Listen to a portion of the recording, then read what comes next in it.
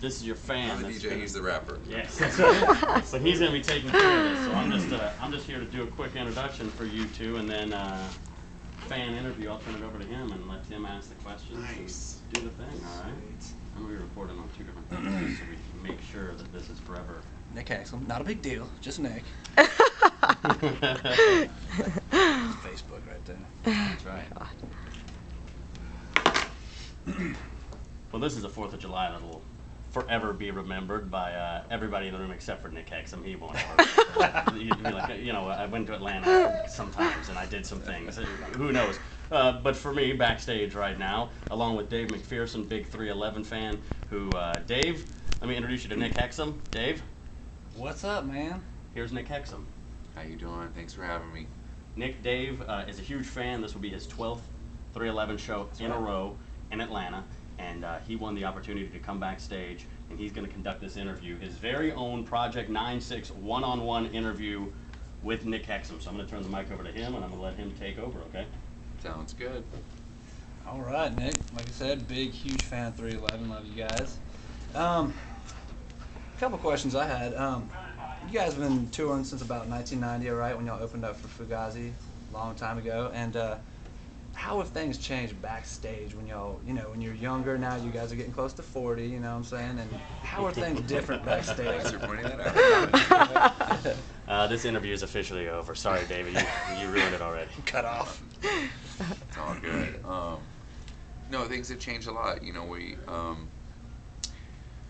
found ways to, you know, improve the show by living healthier. You know, we're really serious about what we do, but we also keep it fun and, you know, keep a real lighthearted attitude around here. But definitely the pregame ritual has evolved from, you know, one of partying before, and now it's like I have like a whole process that I go through of warming up my voice and you know, getting my body ready, some stretching and different things like that. And for me, the peak of each day is being on stage. It's not the after party or anything like that, but those can be cool sometimes too. But you know, we love what we do and we take it real serious.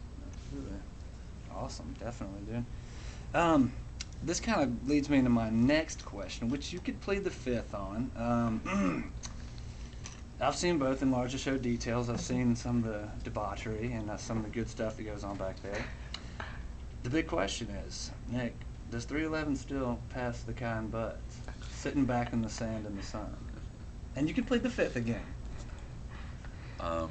We don't have an official comment on that. Some people may. Fifth, okay. That's the fifth, okay.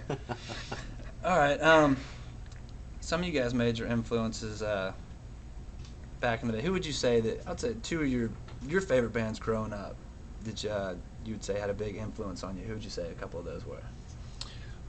My favorite band of all time is The Clash. That was like the band that totally blew my mind and changed my life when I was like 12 years old.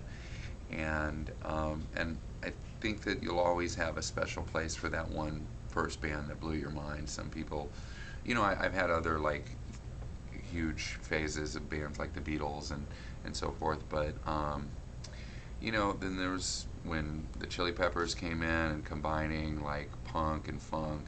That was a big moment. And then, you know, Bad Brains, and they're combining punk and metal and reggae and stuff. Those are some of my big ones, but man, those phases that I go through get faster and faster now. Like now I'm all over the place. From lately I was just buying some Bach online, some like really beautiful classical guitar music, and then I'll go to hear some bluegrass, and then I'll put on some Lamb of God and Slipknot and the latest hip hop, dance hall, like everything. It's just musical. Music is an endless journey, and you know, there's always new stuff to check out.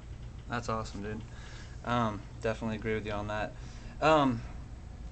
In your first video, or your first movie y'all made, Enlarge the Show Detail 1, Chad said how you got your name. There was some speculation on stuff, but it said it was all written down lyric sheets. Was it written? Was it on the Grassroots album? When he said it was written down on lyric sheets, was it how y'all got your name? Was it offbeat bare ass. Was that a part of how y'all got your name, or no, completely off? No, yeah, completely off. Okay. It was the police code for indecent exposure. Chad and Peanut had, well, me and Tim and Chad had a band called Unity before 311, and then we kind of went our separate ways and were trying some different things. And then Chad was jamming with Peanut, and they had a band called the Fish Hippos. And I said, I'd love to be in that band, but we got to change the name. Yeah. And then Peanut said, well, I did a talent show as 311. I was like, I like it. I don't even know what it means, but I like it. And then he said what it meant, and I was like, I still like it. And then that's how it came about. That's awesome. I don't know why I thought that. There's something in that song about getting naked. I knew it was an indecent exposure of some sort or something like that. But awesome. Great name for a band, I'd say. Like I said, y'all been playing for about 20 years now as 311, is that correct? Yeah, we just had our 19-year anniversary. 19 years, okay. Awesome. And y'all been playing, grassroots and music and Omaha sessions and all that stuff. Does it ever get old, not to say old, but does it ever get kind of boring playing the same songs, even though they're some of the greatest songs ever written? Honest to God. Thank you. That's very kind of you to say. No, it doesn't get old for me, because I believe that a musician is there to be of service to the listeners, and so what I focus on is wanting the fans to have a great time, and I'm not there just strictly for my own enjoyment. I get enjoyment from knowing that the crowd is having a good time. So, if you have the wrong attitude and like, I'm not having enough fun, well then you got the focus all askew. For me, I am inspired when I see the crowd enjoying themselves, and plus we keep adding new songs into the mix, and we've got a new record, Uplifter, that we're so excited about. So we've got quite a few new songs in the set list for tonight, so that's another way that keeps it fresh. But we're definitely there to see the crowd get off, and that makes us get off. Definitely, man. Well, Atlanta loves seeing you guys, and we hope you never stop coming back, and y'all are honestly one of the greatest bands of all time. I appreciate your time, man, and tell the rest of the guys we said what's up. Representing Project 961, baby. Wow, I say good job. Nick, you've done 10,000 interviews, I'm sure. This had to be in the upper 10%. Oh, yeah. It was really good. I've done one other. We've done a couple of these fan interviews, and one of them was like, the guy was just totally ill-prepared. He was like, I don't know what else to say, and it was pretty awkward.